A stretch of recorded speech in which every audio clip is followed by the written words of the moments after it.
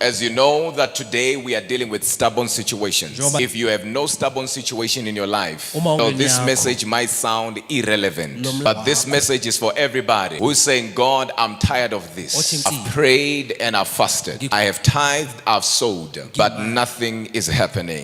And if you don't set me free from this, I don't believe anybody will set me free. So this is a stubborn situation. So if you have a stubborn situation in your life, I believe God will touch you. And I'm getting ready to preach to you.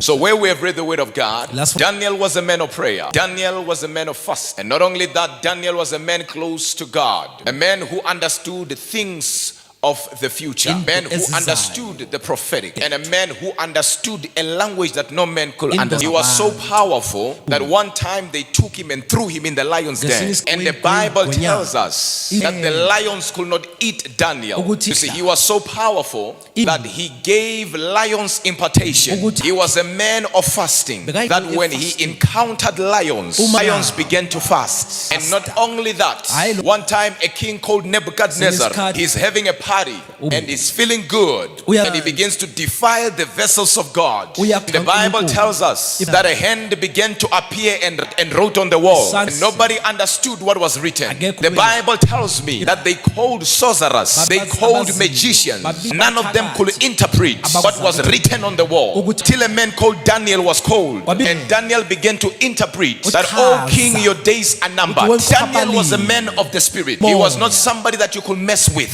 He was a man who understood time and mysteries of the future were revealed to this man. But in chapter 10, something that baffles my mind, something that causes me to shake, is taking place.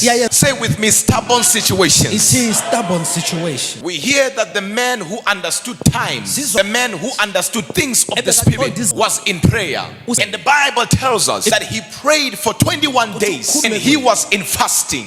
But now when Gabriel showed up, he says, oh Daniel, from the first day when you set your heart to seek understanding, your prayers were heard. Hold on, Daniel did not pray. He thought about prayer. He was answered based on him thinking about it. The Bible tells us that while you set your heart and your mind to seek understanding, your prayers were heard. Because God is spirit, he hears your thoughts before you utter words. What Daniel was trusting God for was released before he asked for it. I don't know who I'm talking to, but your answer has left God's hand.